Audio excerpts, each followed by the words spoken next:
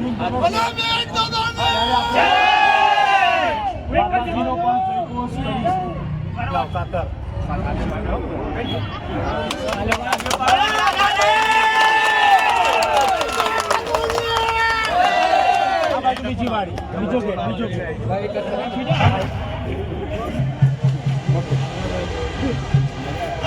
પ્રબોધિની એકાદશીના દિવસે ભગવાન જાગી ગયા છે, પૂરા ચતુર્માસની ઊંઘ લઈ અને ભગવાન આજે જાગ્યા છે, ત્યારે નિસરાયા વાસીઓના એમના પરિવારનું આપણે જોરદાર સ્વાગત કરીએ છીએ।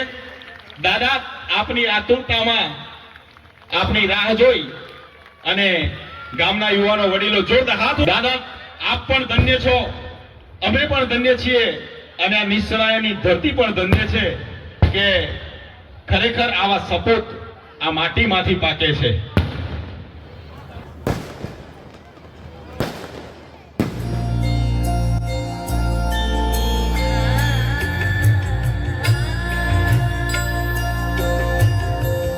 જોરદાર તાળીઓના ગણનાથી આપણે દીપ પ્રાગટ્યને બનાવી લઈએ।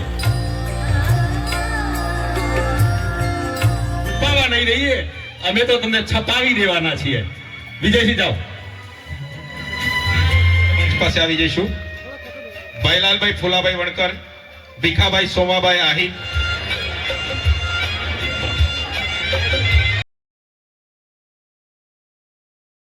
અને આજે શિક્ષણ ક્ષેત્રે આટલું મોટું જે રકમની તમે નક્કી કર્યું સંકુલ બનાવવાનું, આટલી મોટી રકમ કરોડો રૂપિયા તમે એફડી કરશો ગામના બાળ વિદ્યાર્થીઓ માટે, બાળકો માટે, હવે પ્રેરણા ક્યાંથી મળી? પ્રેરણા તો હું જન્મ્યો ત્યારથી હતી, કારણ કે મારા બાપ દાદાઓથી, દાદાથી ને મારા મા બાપથી શરૂ થયેલું, કારણ કે અમને આખી જિંદગી અમને લોકોને મદદ કરવામાં કાઢી છે, તો એ પ્રેરણા મારા બ્લડમાં જ હતી। અને જ્યારે મને પહેલી ઓપોર્ચ્યુનિટી મળી, કારણ કે વર્ષોથી મારે નિસરાય ગામમાં મદદ કરવી હતી અને થોડી કરેલી પણ ખરી, પણ એને માટે વિશ્વાસુ માણસો જોઈએ। અમેરિકા રહીને કે અહીંથી દૂર રહીને અથવા અહીં રહીને પણ જો તો કામ કંઈક કરાવવું હોય તો જે કામ કરનારા હોય એ ચોખ્ખા હોવા જોઈએ અને મહેનતુ હોવા જોઈએ અને દીર્ઘ દ્રષ્ટિવાળા હોવા જોઈએ। તો સંજોગો વશાત મને એવા માણસ મળી ગયા। હું વિજયસિંહ રાજની વાત કરું છું સરપંચ તરીકે, અને બીજા બળવંતભાઈ ની વાત કરું છું કે જે બધા પ્રોજેક્ટ્સ હતા, કેવી રીતે પ્રોજેક્ટ્સ કરવા, ક્યાંથી શરૂઆત કરવી અને કેવી રીતે કમ્પ્લીટ કરવા, એને માટે માણસો ક્યાંથી લાવવા, એ બધું જ વિજયસિંહ રાજ કરતા હતા।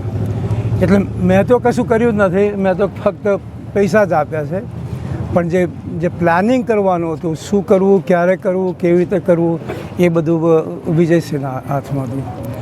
એટલે એમનો ખાલી મારે રોજ વાત થાય એમની સાથે, અને કોલ આવી જાય અને મને સમજણ પાડે કે શું કરે છે, એટલે તરત જ હું એમને ઓકે કહી દઉં અને કામ શરૂ થઈ જાય।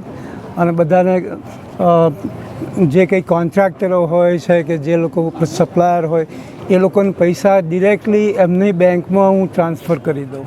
શું પ્રોજેક્ટ શું છે આપણો? અનેક પ્રોજેક્ટ બધા ચાલતા હતા। મૂળ વાત શિક્ષણ ક્ષેત્રે અત્યારે વિશે ખાસ એ વિશે પહેલામાં પહેલો પ્રોજેક્ટ તો એ છે કે હાઈસ્કૂલ બાંધવાની 9માંથી 12મા ધોરણ સુધી, અને એને માટે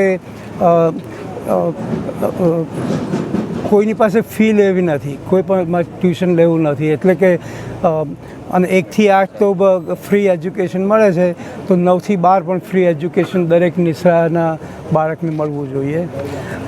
અને કોલેજમાં જેને જવું હોય એને માટે જો પોતાની જાતે વ્યવસ્થા ના કરી શકતા હોય, લોન ના લઈ શકતા હોય કે ગમે તે ફાઇનાન્શિયલી, તો એ લોકોની ફી 100% ભરવાની।